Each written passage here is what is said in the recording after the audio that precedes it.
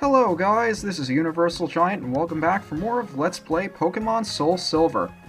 Last time we got the Azalea Gym badge, defeated our rival for the second time, and are ready to head into the Ilex Forest en route to our next city. Now we could have come in here earlier if we liked, but we wouldn't have been able to get very far. Hey look, it's a Paris! And in here we can actually encounter some wild Pokemon as well, but if we head up to this little tree here, we'll find this fellow that's lost Farfetch'd, who are supposed to be cutting down trees in the forest here. Now something that's changed from the original Gold and Silver version is that it's a little bit of a mini-game to catch these guys, because if you step on a branch, they'll notice you and turn towards you. Now in order to capture these guys, what you have to do is run around them, sneak up, and see if you can catch them from behind. But here we can encounter wild Pokemon as well, and I think for the most part I'll be knocking them out. You can find the bugs that we've been able to find on earlier routes. I believe you can also find Paris, and one new Pokemon that we haven't encountered yet. But if we see it, I'll cut straight to it. Otherwise I'll just cut out the wild battles. And we caught our first Farfetch'd! There's still one more for us to catch, though, and it's going to be a little more tricky to find. Like I said, I'm going to try to avoid using repels in new areas. Hey, our first revive! This will heal an incapacitated Pokemon for half their HP, which is very nice to have. But like I said, I'm going to try to avoid using repels in new areas just to show off the new Pokemon that are there. If it gets annoying enough, though, I will, but we have to chase this Farfetch'd around here. And eventually get it to turn in a direction that we can actually catch it from. Oh, puzzles. Now here, get it to turn towards the right, walk up here without touching the branches, and there you go, second Farfetch'd captured. Now, the other Pokemon I was hoping to run into here, I don't think comes out unless it's nighttime. I'll talk about it when we see it later. And hey, it's the boss, Far and Fetched. I wonder why you named those Farfetch'd Far and Fetched. But for helping him out, he'll give us HM1! Cut! And since we already have the badge to use it outside a battle, it's going to be of more use to us than just about anything else you could have given us. And now that we've saved the Farfetch'd, if we head back to Azalea Town, we should be able to find those guys in the single building that I avoided going into earlier because I knew we'd be back here for something. Charcoal kiln.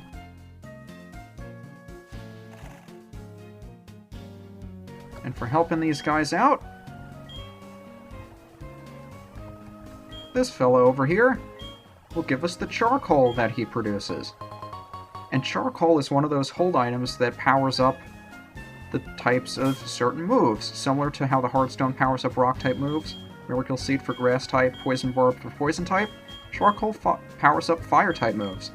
And for once, we actually have a Pokemon that this will be useful on, Lupus! So I'll just give him that to hold. And since we have the HM for Cut now, I know somebody that can learn it. Well, actually, a lot of these guys can learn it. But the only one I really want to teach it to is Duster, just because he'll get Stab on the move. And it'll do 50... Was it 50% or 25% more damage? What did I say before?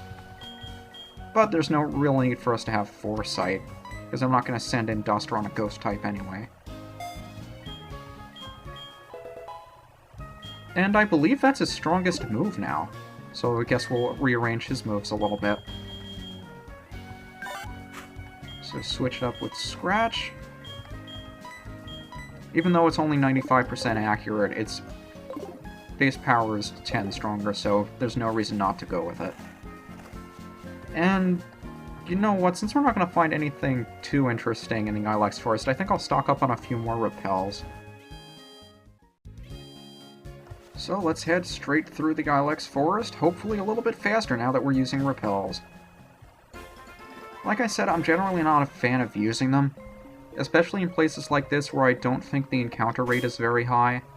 But at the same time, it's only going to take twice as long to get through here if I don't use them. And now that we have cut, we can cut down these small trees.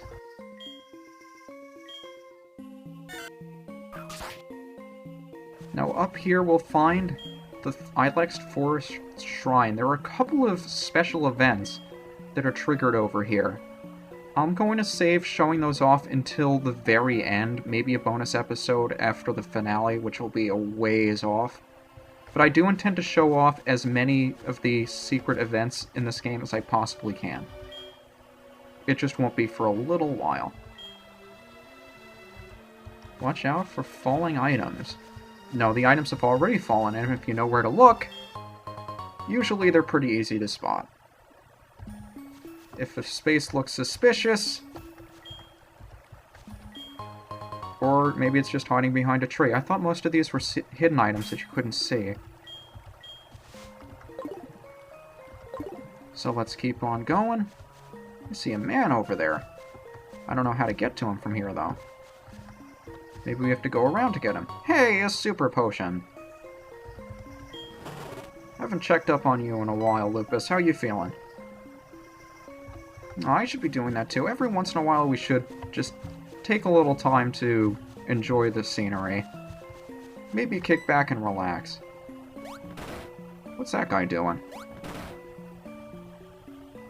You hurting yourself there, buddy? Shaking trees using Headbutt. Now this guy, in the original Gold and Silver games, he would only give you the TM for Headbutt. Here, he'll teach it to any Pokemon that you'd feel like teaching it to. And I'm going to teach it to a couple of my guys. First, I'm going to teach it to Duster, because Headbutt is 70 base power, as opposed to, say, Scratch, which is 40, or Cut, which is 50. And that's going to do a pretty significant chunk of damage. So now Duster is no longer really super weak anymore. Not that he was before. It's just been a while since I've used him. And I believe I'd like to teach it to one other person. Should I teach it to Sleepy? Can Sleepy learn it? I recommend teaching it to as many Pokemon as possible that have a normal move that just isn't doing too much damage. You can see Headbutt's going to do twice as much damage as Tackle. There's no reason for you not to forget it, because you can always forget it later on. It's not like an HM that you'd be unable to forget later. Yeah, I suppose that's it. So let's head on up. I think I saw what looked like another kimono girl. I don't know what she's doing in the forest. If it's the same one, well, I suppose she would have to come through here. Do you normally talk in third person? Imagining. I'd love to show you, but I don't know how to get out of here. Lupus? How do you know where you're going? You were born yesterday!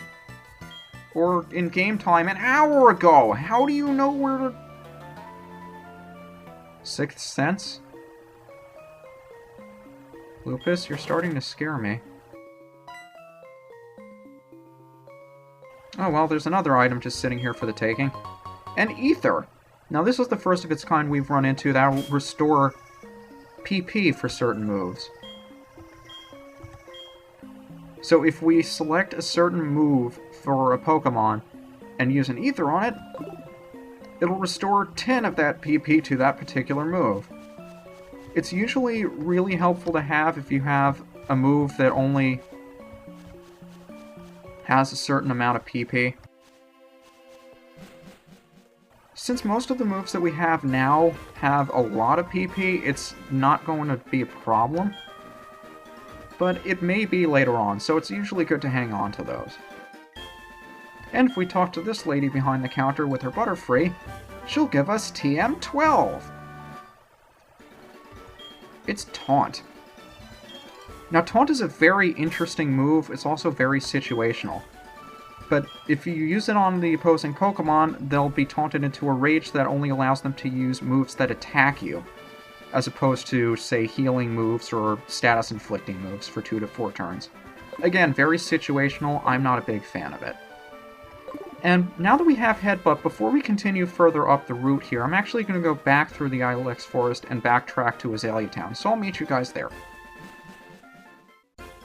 Now that we know Headbutt, there's actually another use for the move that we haven't shown off yet. And I wonder who I want to have in the lead spot for this, because I don't want to hit the thing too hard.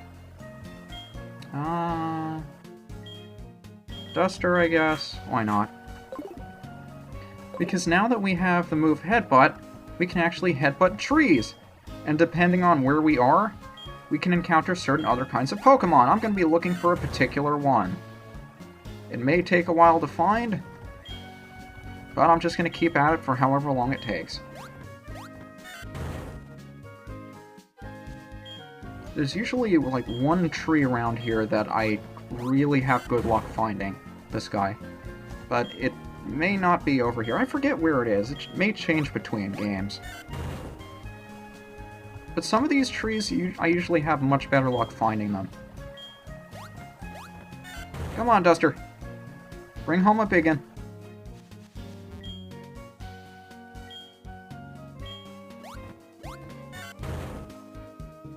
I hope your head doesn't hurt too much from this, Duster. I'm sorry for putting you through all this abuse. Really? Nothing? I mean, I've found something by now. Not really? I've never had such bad luck with this. Usually I find at least something, maybe not the thing I'm looking for, but something. Duster, come on, Duster. You can do it. Really? What is going on here? Come on, Duster! Really? Nothing? Duster? You're not useless, Duster! You're not a moron! You can do it! There we go! Now here's a Pokemon that you can only find by headbutting trees, Apom. It's a normal type, introduced in the 2nd generation. Generally not a very good Pokemon to have. I've never used one. I can't really say what makes it good or bad. But I just don't think it's really anything to write home about. Only that you can only find it by headbutting trees in places like Azalea Town. There is a certain other Pokemon I'm looking for, though.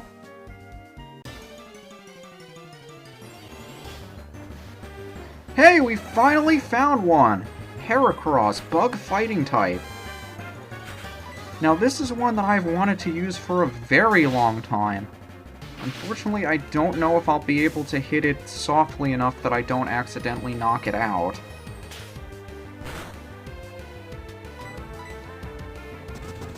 Of course, if it uses Endure, it assures that I won't.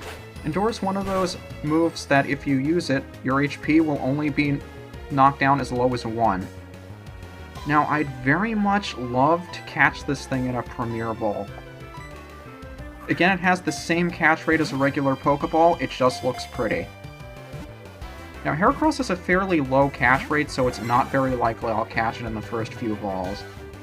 But it's worth a shot. I'm actually really hopeful that this thing has a certain ability as well, but if it doesn't, it doesn't. We'll see.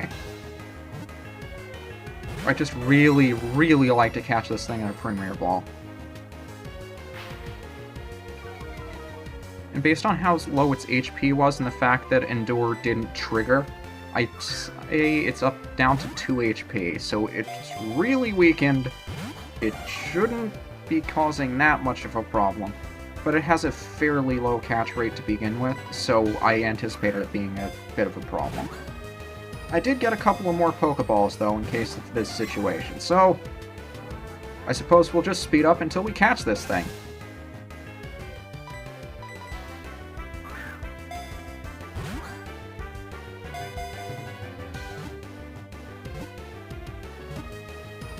There we go! That only took another 10 or so Pokeballs. It wasn't that bad. Certainly had worse. The rare bug fighting type Heracross. You can only find him by headbutting trees in certain areas. Now, I've been struggling for the last few months to figure out an appropriate nickname for this guy. The one character from most games that he's reminded me of was the horned Colossus Beetle in Skyward Sword. And that's a little bit too long for the nickname, so I think I'll shorten it a little bit.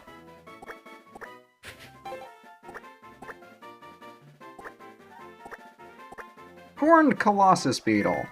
And since our party's full, he's transferred to the PC in the Pokémon Center, so I say we go pick him up and see how he's feeling. Hopefully he's got the ability I want. But we'll heal these guys up real quick. Come on, ability. Come on, ability. Yes, he has the Guts ability.